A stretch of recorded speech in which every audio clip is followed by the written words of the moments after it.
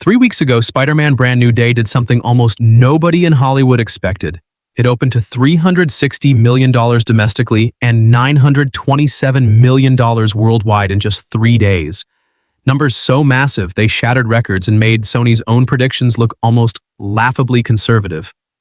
But here's the part the headlines don't tell you. A movie can make hundreds of millions of dollars and still lose money.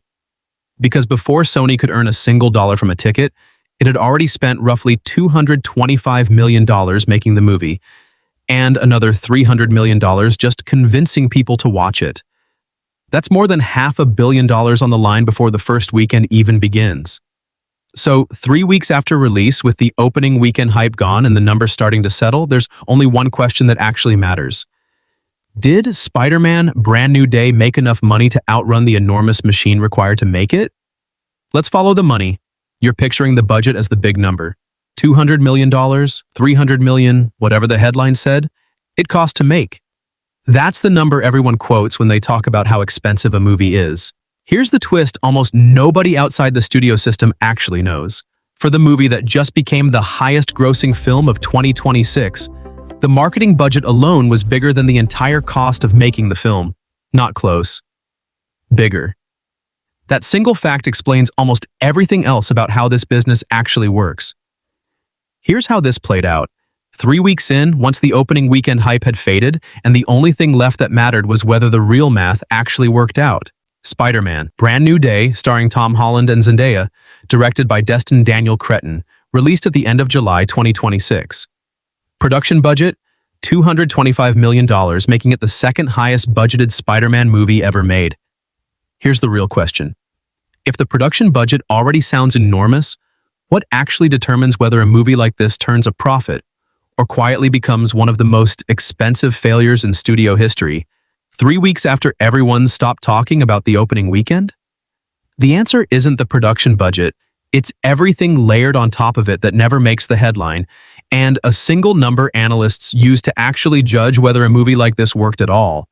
The theatrical break-even point, which for a film this size, typically runs around 2.5 times its production budget. For Brand New Day, that's roughly $562 million in box office revenue just to be considered a real success, not counting marketing spend at all. The marketing campaign for Brand New Day cost somewhere around $305 to $309 million. That's not a typo, and it's not close. It made the film the most expensive movie ever promoted, beating previous Spider-Man marketing records. So why would anyone spend more on convincing people to see a movie than they spent making it? Because in this business, a movie nobody knows exists might as well not exist at all. A film's opening weekend largely determines its entire trajectory, word of mouth, awards buzz, how many screens it holds onto in week 2. Studios have learned, the expensive way, that a slightly better movie with a mediocre marketing campaign will lose every time, to a solid movie backed by a campaign large enough to make it feel unavoidable. Now, here's where it gets genuinely unpredictable, in a way that should humble anyone who thinks this business is a science. Sony's own internal projection for Brand New Day's opening weekend was around $195 million domestic and $465 million worldwide. Their own team, with access to every piece of tracking data available, guessed conservatively. The actual result, $360 million domestically, the single biggest domestic opening weekend in box office history, beating Avengers Endgame's previous record. Worldwide, $927 million in 3 days, the second best global opening ever, again behind only Endgame. Sony missed their own prediction by nearly double. Not because they were bad at their jobs, because predicting exactly how a global audience will respond to a single weekend of entertainment remains, even now, closer to weather forecasting than accounting. Let's talk about what happened after that opening, because this is where the real economics of a hit movie actually show themselves. Within 4 days, Brand New Day became the fastest film ever to reach $400 million domestically. It hit $700 million domestic faster than any film in history, becoming only the 7th movie ever to cross that number at all. Worldwide, it reached $1 billion in 6 days, the second fastest ever. Again, only behind Endgame's 3-day sprint to the same number. By its second weekend, the film had grossed roughly $655 million domestically and well over $1.5 billion worldwide, even after a normal expected drop of almost 60% from its opening.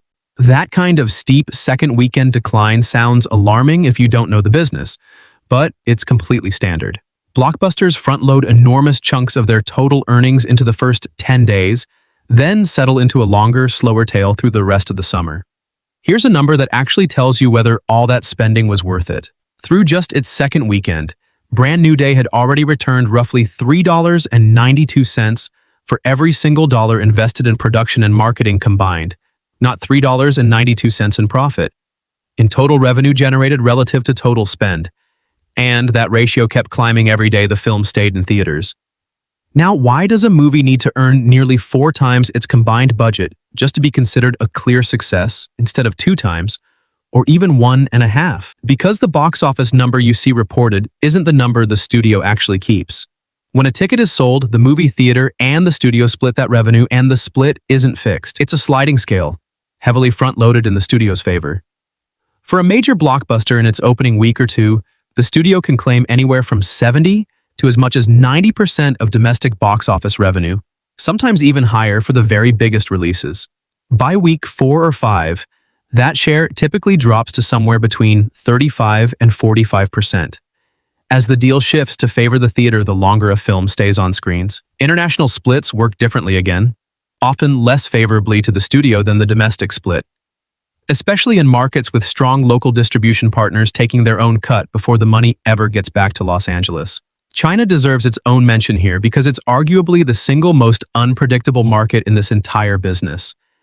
Brand New Day pulled in $121 million from China in its opening alone. A genuinely strong number, but Chinese box office performance for American blockbusters has grown increasingly volatile over the past decade, subject to release date approvals, screen quotas, and shifting government policy that can change with little warning.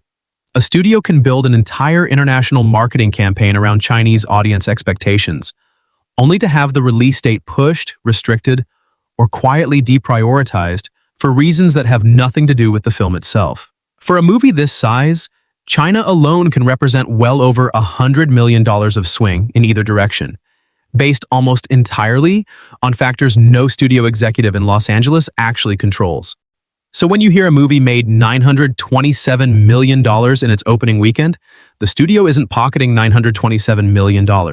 Realistically, something closer to 60 to 70% of that, in the very best early days, actually makes its way back to the people who financed the film. This is exactly why the combined production and marketing spend has to be so thoroughly outpaced by the total box office number. The studio isn't just trying to beat its own budget, it's trying to beat its budget after giving away a substantial and steadily growing chunk of every ticket sold to the theaters that sold it. There's a reason movie theater popcorn costs what it does, and it isn't just markup for the sake of it. Concessions are where theaters actually make their money during a blockbuster's opening weeks, since the studio is claiming the overwhelming majority of ticket revenue during exactly the window when the most people are buying tickets. A theater can be packed for 2 straight weeks on the biggest movie of the year and still earn most of its real profit from the snack counter, not the box office. That $8 soda isn't overpriced by accident. It's effectively subsidizing the building's ability to show the movie at all. There's a legendary practice in this industry worth understanding too, because it's shaped how profit gets reported for decades. Hollywood accounting. Studios have a long, well-documented history of structuring costs, marketing fees, distribution fees, interest charges, all charged internally between different divisions of the same parent company in ways that can make an objectively profitable film look like it barely broke even or even lost money on paper. This matters enormously for anyone whose paycheck is tied to a percentage of the film's official net profit, actors, directors, and writers with profit participation deals. Because a studio's internal accounting can determine whether that percentage is worth millions of dollars or functionally worth nothing at all. It's part of why major stars increasingly negotiate for a cut of gross box office revenue instead of net profit whenever they can. Gross participation gets paid based on the number everyone sees reported in the news. Net participation gets paid based on a number the studio's own accountants calculate, using rules the participant usually has very little ability to independently verify. The difference between the two isn't small.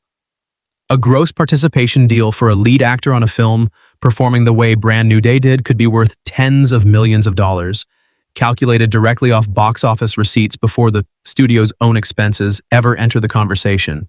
A net participation deal on the exact same film at the exact same box office total could plausibly pay out a small fraction of that, or in some historically documented cases involving other films, nothing at all once every internal fee and cost has been layered in. This is precisely why an actor's ability to negotiate gross points, rather than net points, has become one of the clearest signals of real bargaining power in the industry. It isn't just about how much a star gets paid up front. It's about which side of an accounting fiction they end up standing on. Now, let's talk about where the money keeps coming from long after a film leaves theaters. Because box office was never meant to be the only payday, home entertainment and streaming licensing add another substantial revenue layer, sometimes taking a year or more to fully materialize, but reliably significant for a film that performed this well theatrically. Merchandising is its own enormous business entirely. Toys, apparel, video games, theme park attractions, often structured as completely separate licensing deals that generate revenue for years, sometimes decades, after a film's theatrical run has ended. This is exactly why a franchise matters so much more than any single movie. Sony's 3 prior Tom Holland-led Spider-Man films had already grossed close to $4 billion combined before Brand New Day ever released. The full Spider-Man franchise, including the animated Spider-Verse films, has generated roughly $9 billion in worldwide box office alone, a number that doesn't even include merchandising, streaming, or theme park revenue layered on top of it. A single movie is a bet. A franchise is closer to owning the actual asset the bets keep getting placed on top of. There's one more shift reshaping this entire business worth understanding, and it changes how quickly a studio can actually collect on that long-term value. Theatrical windows. The period a movie is exclusively in theaters before becoming available at home used to run around 90 days as an industry standard. That window has shrunk dramatically over the past several years, in some cases down to 45 days or less, as studios push films towards streaming and digital purchase faster, chasing that second wave of revenue sooner rather than waiting out a long theatrical run. For a film performing the way Brand New Day did, that shrinking window barely matters, since the theatrical run itself was already generating enormous returns. But for a mid-performing film, one that isn't quite a flop but isn't a runaway hit either, a shorter theatrical window can actually undercut its own box office total, giving audiences less reason to wait for the exclusive theatrical experience when a home release is only a month or two away. It's a tension every studio is currently navigating with no clean answer: collect revenue faster through digital release, or protect the substantially higher per-ticket revenue theatrical exhibition still provides. There's real risk sitting underneath all of this too, and it's worth naming honestly. Production on Brand New Day paused briefly in September 2025 after Tom Holland was treated for a concussion sustained during a stunt. He wasn't hospitalized and the production resumed, but any unplanned pause on a film this size carries real financial weight, insurance costs, delayed release windows, additional reshoot budgets, all of which can quietly inflate a film's final cost well past its original approved number, long before a single ticket is ever sold. For a real example of how badly this math can go the other way, look at The Marvels, released in late 2023. It carried a combined production and marketing budget of roughly $455 million, in the same general range as a Brand New Day. It opened to just $46 million domestically, and went on to gross barely over $200 million worldwide in its entire theatrical run. Deadline estimated the film's net loss at around $237 million, making it the single biggest box office flop of that year. Same basic formula. Massive production budget, massive marketing spend, built on the assumption that name recognition and franchise history alone would guarantee an audience showing up in force. It didn't. And unlike Brand New Day, where a nearly 4-to-1 return on investment gave Sony an enormous cushion against any unexpected cost overrun, The Marvels never got remotely close to outrunning its own combined spend. The theater split, the marketing costs, the production budget, none of it changes based on whether a movie succeeds. Only the box office number on the other side of the ledger does. So here's the part of blockbuster economics that never makes it into the headline number. Making a movie like this isn't really about the production budget at all. It's about correctly betting that an audience will show up in large enough numbers, fast enough, to outrun a marketing spend that can rival or exceed the cost of the film itself, while giving away a meaningful share of every ticket sold to the theaters showing it, all before the real, long-term payoff, streaming, merchandising, sequels, franchise value, even begins to show up. So, 3 weeks after release, has the math actually worked? By its second weekend, the film had already blown past that $562 million break-even threshold purely on box office revenue. Worldwide, the total had already climbed well past $1.1 billion by the end of week 1, and kept climbing steadily through week 2 and into week 3, even as the day-to-day gross naturally cooled off the way every blockbusters does.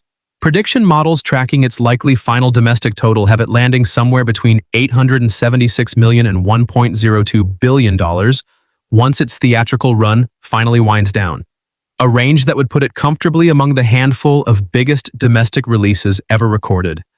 That's the actual verdict 3 weeks out, once the record-breaking headlines settle into a quieter number that actually matters.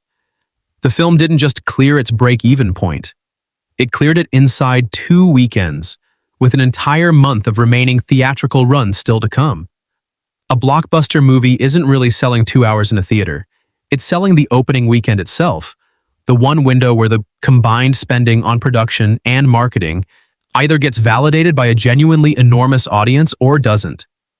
Everything else, the box office records, the franchise value, the merchandising empire built on top of it, is downstream of whether that one weekend actually worked. That's not a flaw hiding underneath the business of making a blockbuster movie. That is the business of making a blockbuster movie. If you want more breakdowns like this, hit subscribe and let us know in the comments what business you want us to break down next.